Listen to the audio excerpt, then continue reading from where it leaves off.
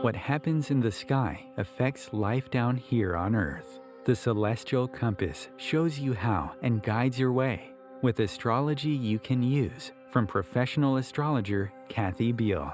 Every episode features her light-hearted, practical forecasts and navigational tips, blended with humor, optimism, and a love of patterns, symbolism, and pop culture references. Kathy translates technicalities into concepts that apply to real life. You'll learn how the current moment ties to where we've been, from the recent past to cycles that last happened years ago, and get a look at where we're heading. And much more, from special topics to special guests. The Celestial Compass, enlightening, entertaining, and empowering. Here's your host, Kathy Beal. Greetings, Earthlings. This is Kathy Beal of EmpowermentUnlimited.net, welcoming you to Celestial Compass, and I'm going to start today with a bit of exciting breaking personal news. Just yesterday, Om Times Media hosted its first big OMI Awards ceremony, honoring thought leaders in the holistic, spiritual, and conscious community, and I won Best Astrologer, and I am utterly thrilled and thank all of you who voted for me, and I know some of you did on multiple days, and I really, really appreciate it. We're going to start with a brief update of what is going on this month in the skies. It's an extraordinarily pivotal week. There is a cluster of activity in the cardinal signs which make things happen. They cause things to get set into motion. We have the new moon in Cancer, which I call mommy moon, very tender, sensitive, putting emphasis on how you get your emotional needs met, how you are nurtured, how you nurture. And it has a beautiful link from Dreamweaver Neptune, bringing compassion and magic and inspiration into the mix of whatever new seeds you are now planting. And there's also the possibility to really shake some things up because this moon has a contact to Uranus, the change maker in Taurus. And there's a sense of it's really time to change things because the moon is in an opposition to Pluto and it has harsh contacts to the nodes, which have just changed signs. They are now in the signs of Aries and Libra, where they will be for the next 18 months or so, following the eclipses that we have now moved into, and bringing our attention more and more to the challenge of how we get along with other people. And with the North Node being in Me First Aries, you will find your own path, your own needs coming more and more to the fore. There's kind of a theme here. It's time to put yourself first in a healthy way. Mars is in Virgo, the fix-it zone, and next week, Mercury joins him in the sign. They won't actually be conjoining next week. Mercury moves into its earthy home of Virgo, and there will be an abundance of energy to analyze and to actually get your hands dirty with what you're doing. Pay attention to details, restructure, reorganize in a very healthy way. And let's add to that Venus, the social director of the skies, the ruler of creativity, everything we value, our relationships. Have I said the word relationship yet today? Is going retrograde at the end of the week. So all of this spells it's time to put yourself first in a very healthy way, shake things up if things aren't right, things don't feel right, find a new and different and unconventional way of doing things. With the moon being opposite Pluto in Capricorn, we are coming to grips emotionally with the changed nature of our world, changed circumstances. The ground rules are not what they were. even a few years ago, and it's time to do things differently. So with all that, you will find detailed forecasts at Om Times for the Cancer new moon and also for the month of July. And the forecasts are also at my site, empowermentunlimited.net, where I also have a podcast for every week, which is about 10 minutes long. So enough of that. We are now moving to the main event of the show.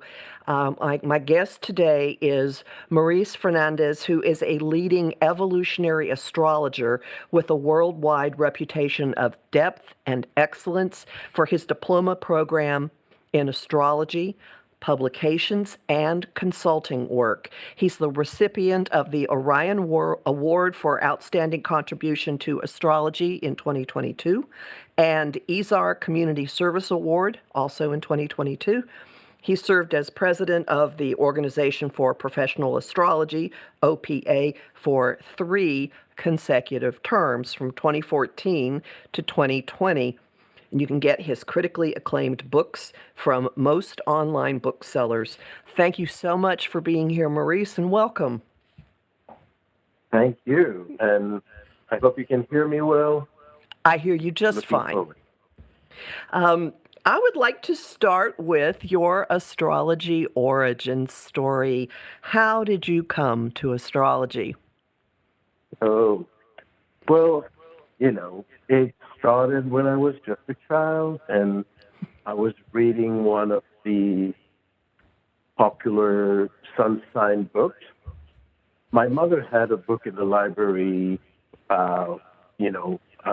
your child is the sign of Cancer and Scorpio. And so I read that book, and I found that it really resonated and understood me in ways that, most people around me didn't. And that was the first hook. But around age 18, I decided to actually take a class and study it. And then people started to ask for readings, kind of came to me. I had no intention of becoming an astrologer, but the word of mouth and all kinds of very powerful synchronicities put me on this path around, my early 20s. So, and who did you study with? Initially, I was living in Israel at the time, and I was studying with a local astrologer called Ayelet. But then she introduced me to a well-known astrologer named Jeffrey Green, who was an evolutionary astrologer, and that became my central focus. I heard Jeffrey Wolf Green speak at a workshop in Houston in the late 1980s. I believe it was when his book on Pluto had just come out. Mm-hmm. And so did you actually work directly with him? Yes, we were pretty close at the time, and I was teaching his program as well. So I was very involved with his line of study, and we spent a lot of time together. That's enviable. So I know that people use all kinds of terms, and they might not always mean the same thing. So I'd like to define your terms for just a second here. What is your approach in evolutionary astrology? What do you see evolutionary astrology as? Yeah, thank you. There are, it's a philosophy, it's an approach to the analysis. So the philosophy is that we use the chart to understand the soul journey. And that means understanding why I'm here. What are the life lessons? And then how to align, with the highest perspective of the chart. But it takes into consideration that the soul incarnates through multiple lifetimes, So we look at the chart to also identify where we're coming from. And so that's the general idea, which for me is very important because it brings a spiritual perspective to the day-to-day experience. So sometimes, we look at a chart and we can say, well, you're very critical, or you're a great artist. But from an evolutionary point of view, we want to understand why. Why have you become critical? What's the purpose? How does that fit into your, larger, big picture perspective? Why were you born in a certain family? Some people may say, well, when am I going to find my soulmate? And the answer is not just when you're going to find some, relationship that will be important for you, but how to keep it. Because if you're not working on yourself, if you're not identifying the soul intention, then you may find, you may have great opportunities, and you may not be able to make it work. So, it's about really exploring the reasons behind why things happen a certain way and how to make the best of it. So it gives the client or the subject areas of, like, you might be in a big process over which you have no control, but how you deal with it, you have choices in that. Exactly. And we may say that we cannot choose our chart, right? We're fated. We cannot change it either. So we're born with a certain alignment that reflects who we are, where we're coming from, and what are our soul purposes. But what we do with our chart is part of our free will. Mm-hmm. And that's the reason why you will find situations where people are born with the same chart, essentially twins, whether they're biological twins or just astrology twins. And they will have a lot of synchronicities. They will have a lot of coincidences in their lives, but they may not react the same way. So the challenge is the same, but the response can be different. And that's why those who share the same chart won't necessarily have the same life. No, so because that's where, the consciousness comes in. And the family that nurtured them could have helped the traits develop in one direction differently than the other person. I mean, there are all kinds of factors here. Of course. But you can also apply this to biological twins who have the same circumstances, family circumstances. I can think of examples immediately. I can think of some fraternal twins. The first one, the first one to be born by a few minutes, a girl, very politically conservative, chose a very financially oriented life. The boy, a couple of minutes behind, very politically progressive, chose a much more intellectually interesting life. I have seen a lot of these. So yeah, this definitely does play out in reality. I also know a couple of people who were born maybe 2 hours apart within a 15-minute drive of each other, and they had very similar issues, and as you said, made very different decisions about how they were going to handle them. So this works. It absolutely works. Well, and that's the thing, as you mentioned, the the chart, the energies can be very similar, even if there are, minutes apart, or whether you're born in a cesarean. The choice can be the free will, our responsibility. But the chart doesn't tell you if you're a boy or a girl. It doesn't tell you, if your family is Buddhist or Christian. So there are definitely factors that need to be, put into context. Need the context of the chart. I mean, in the most extreme way, you don't know if this is a chart of a goat or the chart of a human being, right? It's a moment in time. One of my early astrology teachers actually put a chart up and let us just go to town explicating what was going on. And then she stopped. This woman had a lot of planets in Scorpio and said, "This is the chart of a chicken." Drove the point home. Exactly.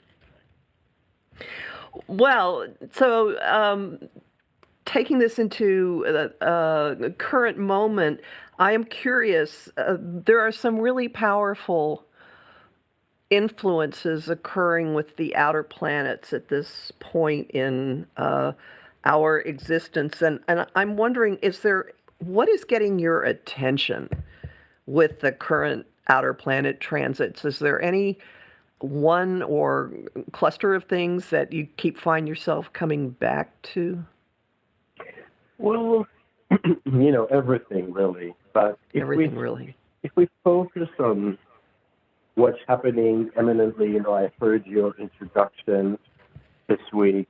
There's an important Saturn-Mars opposition, and it's in Virgo Pisces, which affects employment, and there could be changes there, especially Saturn being in Pisces and creating,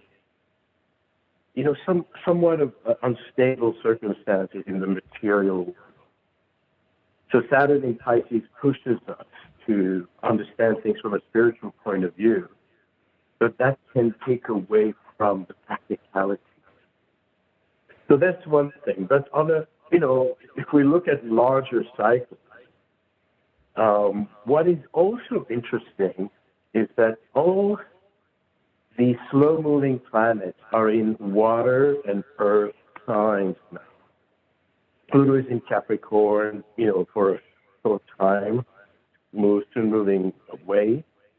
But Uranus is in Taurus, Jupiter is in Taurus, Saturn is in Pisces, Neptune is in Pisces. And so there is an energy that is much slower that can be also affecting us more emotionally. And then they're all going to move almost at the same time. I mean, within a year or two of each other, they're all going to progress into fire and air signs, which are extroverted. So we're moving from a very introverted energy to an extroverted energy where it's going to be very creative and people are, going to be more agitated. So there's a lot of extroverted energy that can both boost, enterprise, creativity, new goals, and new ideas and exploration. So that's going to happen between 2024 and 2026. And that ties into Pluto moving into Aquarius, Saturn and Neptune moving together at 0 Aries, and Uranus moving into Gemini. So there's going to be a major, major change of climate, celestial climate. And we haven't lived through this, so who knows? I mean, we can say what the keywords are and what the energies are, but who knows how the collective will choose to manifest it. Mm-hmm. think about, you mentioned what am I focusing on? I really am paying attention, obviously, to Pluto moving into Aquarius. And I invite people to check my YouTube channel where there's a series there about this progression of Pluto moving into that sign for the next 20 years. But there's another really, really powerful alignment, and I will say this is probably the most important alignment of this decade following 2020, and that's the Saturn-Neptune conjunction at 0 Aries. So these two very different planets. Neptune is spiritual, it's abstract. Saturn is very earthy and defined, and they come together at the first degree of the zodiac, 0 Aries. So that in itself is, the rise and fall of empires. Right. It's a brand new phase. And I'm talking empires. It's interesting that the last time that these two came together was in 1989, 1990, and that's when the Berlin Wall dissolved. Right. That's when the whole Soviet bloc, disintegrated. And we are in for something very similar, especially speaking about the Soviet Union and what's going on now in Russia. So we can anticipate a very radical change in the Russian identity. It recently had its Saturn return, so this will be, this will be very, very telling. And I keep thinking of, even though this is, I keep thinking of World War II. I know that, or the 30s leading up to it. I know that Uranus was in, I'm so sorry, there's a little annoying thing on my computer here. I know that Uranus was in Aries about when the Weimar Republic started falling apart, and it led to, or invited, some pretty major authoritarian dictatorial figures to start to rise in Europe and Asia. And so I don't know what Saturn and Neptune moving into that part of the sky might do. We'll see. Yeah, I mean, there's always a worst case scenario, right? And that could lead to, like I said, this extroverted energy. This new chapter can derail to aggression and really ego trips, political ego trips. And that's something we need to consider. But there's a wide spectrum of possibilities. Like you say, how will the collective really lead this? It's still an open book. And I will say, you talk about World War. I will say one of the stronger risks, if we look at the historical cycle, the last time Neptune moved into Aries was 1861, and it was just a week before the Civil War in the United States. Now, this is very critical because that 0 degree Aries is also the IC. It's called the root axis of the U.S. chart. So it really is the base of what one of the charts. There are several charts of the U.S. It's called the Sydney chart. So that was the onset of the Civil War, along with a similar aspect of Uranus being in Gemini. which is also returning in 2026, 26, 27. So these two planets that were active that were at those positions during the Civil War are now coming back, and we know how, we talk about the Russian bloc, but we know how polarized the United States is at this point. And you just need a spark to light a flame, and things can get very toasty. But if we look at what really happened during the Civil War, that may come up again is it was a liberation movement. I mean, some people resisted the liberation of slavery, and there was tension based on that. But ultimately, it was about emancipation and about better conditions, and so we have to trust that even if there is intensity and tension of this vision, there's a higher purpose.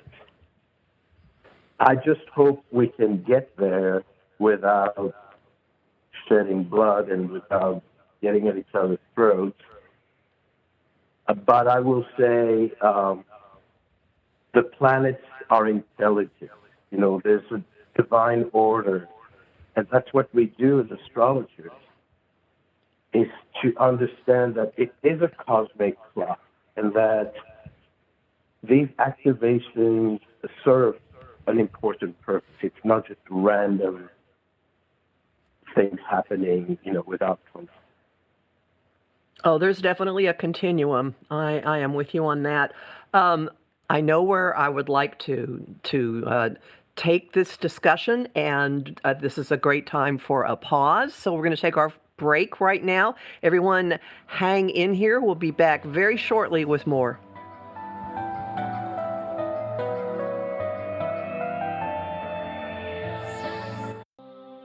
Want help with your own celestial compass? Visit my site, empowermentunlimited.net, for Astro Insight forecasts for each week, month, and new and full moon. Want to explore the personal impact? Make a decision? Understand another person? It is possible.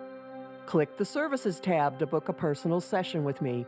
That address again, empowermentunlimited.net.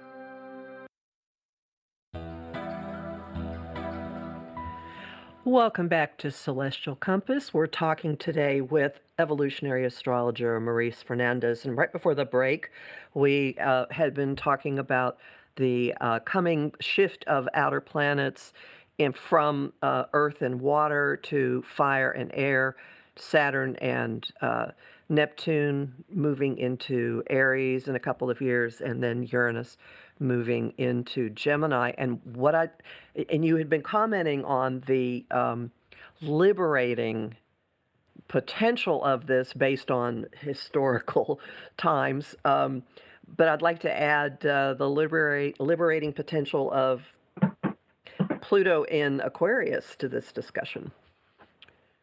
Absolutely. And when we go back in history, and Pluto in Aquarius was a time, several phases. It returned to 245 years roughly. So the previous time was the United States breaking away from England, and it was the French Revolution. Right. So these were very liberating experiences. The other thing that was really powerful during Pluto in Aquarius was Copernicus coming up with a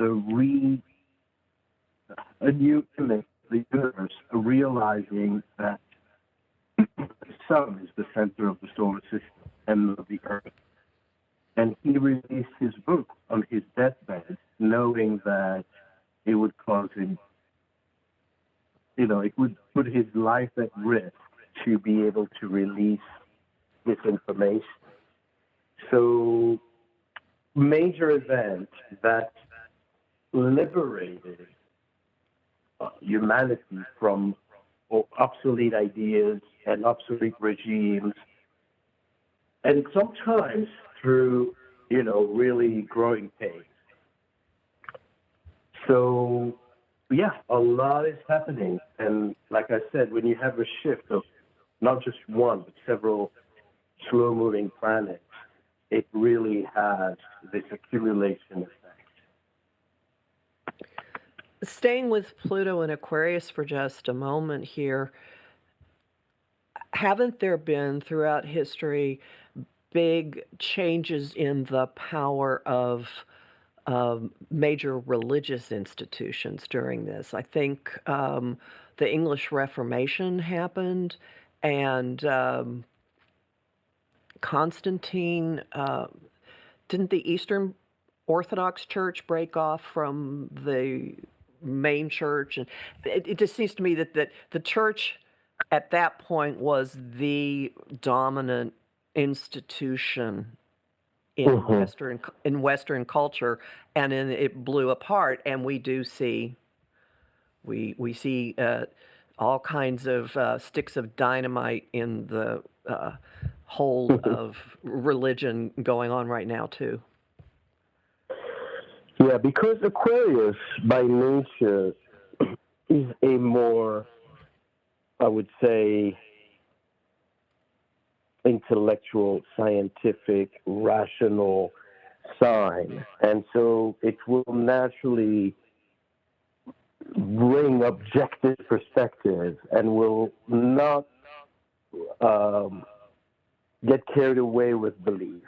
So the idea of reformation, the ideas of revolution is wanting to bring new ideas, new discoveries that can shatter the old order. We know that. What's really important, and you will see if you look back at those historical events, you have to look at where Uranus was. Because Uranus is the ruler of Aquarius, the modern ruler. And it's like the slower hand of the clock compared to Pluto. So as Pluto spends 20 years in Aquarius, we have to see at the beginning, Uranus will be in the sign of Taurus. And that's going to impact the economy. It's going to impact everything that has to do with our bodies. The whole transgender movement and controversy is peaking during Uranus in Taurus because it has to do with how people engineer their bodies and how they want to revolutionize how we use our bodies. And so not only do you have a transgender movement, but you have the whole idea of implanting microchips to enhance human capacity and a lot of bionic discoveries and inventions.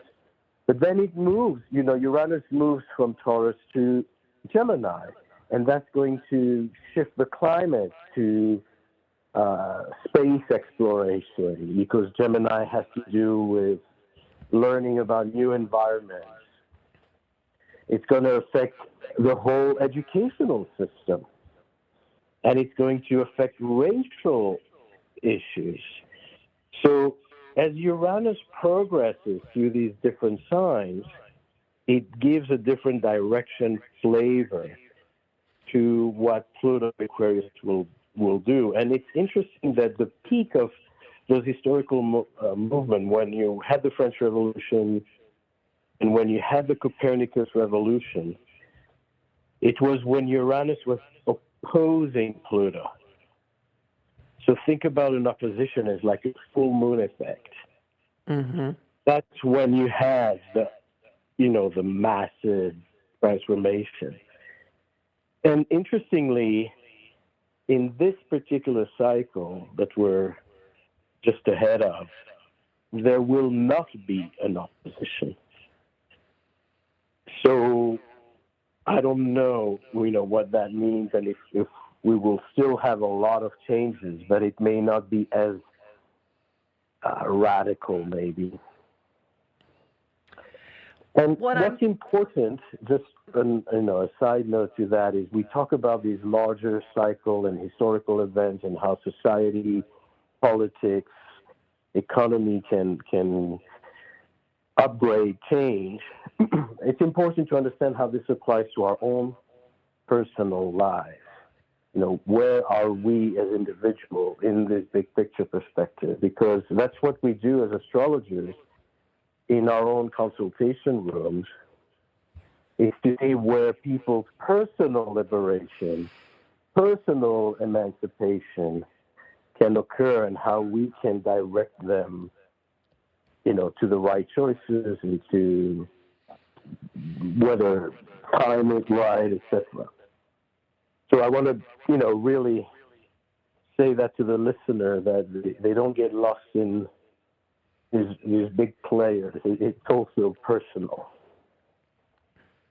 Which makes me wonder if the coming Saturn-Neptune conjunction being in Aries might have an impact of people having a much more direct relationship with the divine, with less and less of an intermediary. Oh, that would be the best case scenario, which I think that's the purpose of Saturn Neptune, is exactly that. And it's already starting now, because Saturn is in Pisces, which is the sign of Neptune. And I remember, you asked me when we first started, how did it all begin?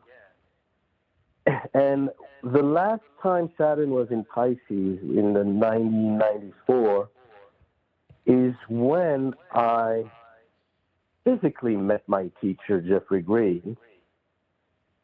So we had corresponded online, we were living in different continents. But that's when I physically got in touch with him, and then my kind of new phase of study started, and I really adopted an essentially spiritually oriented life. Like the material concerns before, the jobs that I had, just moved to the side, and I dedicated myself to the practice of astrology full time. I became a full-time astrologer back then. So it's exactly to your point that if you want to ride the wave of Saturn, Neptune, and Saturn in Pisces, it's about finding the spirit order in the spiritual realm, not in the material realm. But it's important to note that for people who aren't tracking this, like we crazy people always are, that Saturn and Neptune aren't going to actually meet while they're in Pisces. Their conjunction happens when they both clear over into 0 Aries. Indeed. Yeah. So that might be it's time to really act, it's time to really get moving moment. Absolutely. But it's going to be a new chapter anyway, even if it is not only spiritual. Right. I can see people, relocating, changing careers, having a new goal. It kind of it brings a blank slate. But that 0 Aries degree is fresh start of some sort. And that's where we look at the chart to see what house it's in your horoscope. Mm-hmm. Mm-hmm. And this reminds me, in terms of the personal aspect of it, I cannot remember which video you used for this information, but you can see the generational impact based on what's happening with various natal Pluto placements and groups of people who were born, the baby boomers, the Pluto and Leo generation, the Pluto and Virgo generation. I've been focusing on the people in the mid-60s who were born with Uranus and Pluto conjunct, because Saturn is going to be opposing that. But it goes way broader than that. Do you happen to recall where? I remember Yeah, seeing charts of yours that you had done this. it was actually in my series on Pluto in Aquarius. I thought it might be. Okay. Yeah. So it's if you go to my YouTube channel, you'll find it. And if you want to go through the whole series, because there's only one or two videos that are freely available, if you want to go to those Pluto different generations, then you purchase the workshop. And it's really bringing it home, understanding how you relate to that, how it affects you personally. You and your age peers, basically. Mm-hmm. Mm-hmm. Yeah. One other thing that's occurred to me as you've been talking is that the writers' strike in Hollywood. Okay, Hollywood is a big power. It's an amorphous institution, but it's a very strong financial power. The writer's strike happened as soon as Pluto hit Aquarius, and Neptune has a lot to do with film and TV, and I'm just looking at this like, what are we looking? I mean, we could be looking at entirely new, not just business models, but creative structures as all these outer planets move, especially by the time Uranus gets into Gemini, which does rule writing. Absolutely. But, in more immediate terms, you have to say Pisces has to do with the movie industry. So Saturn in Pisces already has as an intention to restructure that. We spoke about the spiritual quality of Pisces, but there's also the movie, the fantasy, the being transported to other realities in such a way. So Saturn always brings ethical consideration. Is it fair? Is it right? And you mentioned the writer's strikes, but the actors joined it just a week ago when Mars moved into Virgo. Right. So as this alignment now is getting exact by Thursday, Friday, July 21st, we see Mars in Virgo opposing Saturn in Pisces. I mentioned employment issues, and that's part of it, is strikes.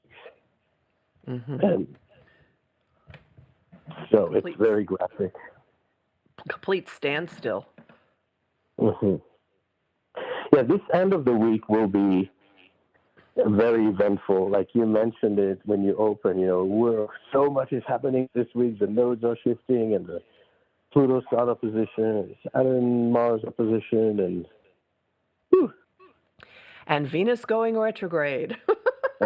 and Venus going retrograde.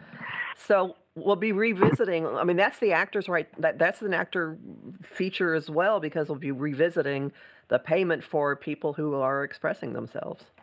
Exactly. Performance arts. Mm-hmm. And of course, a romantic aspect to that as well with Venus. Oh yes, this is the old sparks coming back, old flames coming back and going, and you get to look at them and go, do I want this now? Yeah. I don't. Mm-hmm. Yeah. And oddly, I had an old business partner from 15 years ago pop up in front of me quite unexpectedly over the weekend, and I just stood there blinking like, oh, you're the ghost of the ghost of business partners past. Who else is going to show up? Like, oh, it's not even retrograde yet. Please, no. The Venus ghost. The Venus ghost, yes, the first Venus ghost. And the just sort of framework for people, Venus is retrograde from the 22nd until the 3rd of September, and she's going retrograde at, I think, 28 degrees Leo to 12, something like that. Yeah. Yeah. And there's a very important milestone during this retrograde cycle. Right. When Venus, when she starts the retrograde, she's an evening star. So we see her, you can still see her glowing at sunset, after sunset, when it gets dark. You see the west side, a very bright Venus.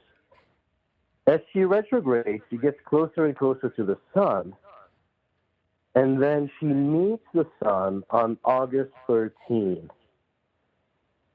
And those meetings between Venus retrograde and the sun create over 8 years a five-pointed star pattern, which is really beautiful and very Venusian in its symmetry and sacred geometry. And when you have that moment of Venus coming with the sun, it's a very strong heart energy, because both the sun and Venus represent generosity and affection and really love in its purest form. So with all those challenges, and we talk about those big cycles, there are these moments of grace where on August 13 we have this very, very strong heart energy in the sign of Leo, which is itself about life and generosity. And just 2 days after, the moon is joining. So there's a new moon Venus conjunction. And visually in the sky, Venus and the moon can be very beautiful to us as they're very bright. But they're not going to be this time visible because it's in the beams of the sun, and we can't just see. It's blinding. Mm-hmm. So there's something very sacred happening there behind the veils of the sun. Think about this great meeting of these three bodies, Sun, Moon, and Venus, in Leo, which is very creative, very fertile. If people want to get pregnant and pregnant with jobs, or pregnant with ideas, or pregnant with children, it's very fertile. So that's, something to do a ceremony about, to celebrate. That's an excellent idea. I hope people are marking that date on their calendar. I will remind them again later, because it could be the rebirth of your love of yourself, finding the spark of your own existence and what makes you happy and why you're here, and why not express it. Mm-hmm. It's think about the energy of generosity. Right. Generosity with yourself, generosity with those around you, your family, and it's also the receiving, being able to be in a place where you are appreciated, and it gives you a lot of fuel and ideas for the next steps. Well, we're coming close to the end of our time together, and before we wrap up, any overarching, closing, philosophical, anything you'd like to say about what's going on astrologically in these big cycles? Well, I just want to highlight the way we use astrology is very important, because at times it can get scary, where we hear about these very dramatic alignments and how it can get apocalyptic. But I want to bring this back to a place of empowerment, that astrology provides this perspective so we can better understand that there is an intention behind it. And if we study it, or we are guided by it, then we can be in alignment. We can be in a place where these energies flow in a benevolent way. So with challenge, we have to remember that overall, the universe is intelligent, and we just have to listen. And in many cases, we've been here before, so look to the past and connect the dots to where you are now. Connect the dots and know that you can also, that life is not just a circle. When we look at an astrology chart and we see the wheel, picture it as a spiral. Yes. So we're not just going around in circle and cycles. You know, Pluto returns to the same point and Saturn returns to the same point, but it's not just chasing our tails and repeating the same broken record.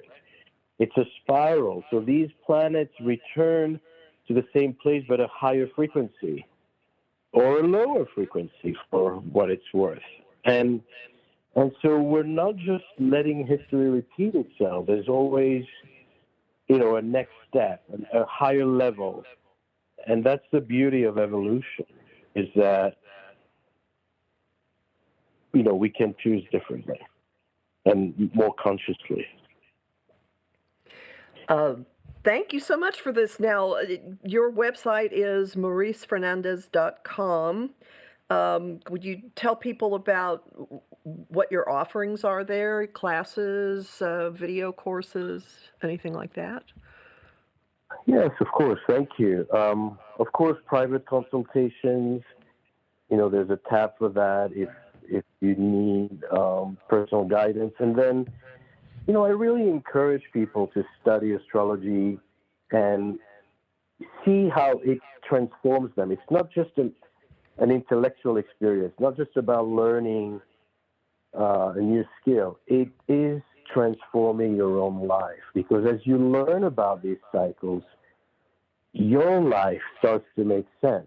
I know that when I started to study astrology, it healed my depression. You know, it healed a lot of feeling of not belonging, of not knowing what my life was about. So it can be a very healing process, and I encourage people to look into different study programs.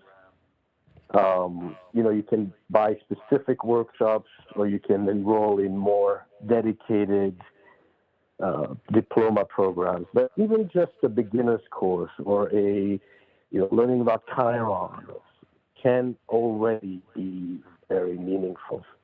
And then there's more. You know, you can see the free offerings, free videos on the website, and there are spiritual journeys to Bali and other really exciting places. So there's a lot to explore. And you have a YouTube channel too, but people can find most everything at your site. Well, they'll find a link to the YouTube, yeah. There too. Okay. Well, this has been incredibly enlightening. I really appreciate you sharing your wisdom with us.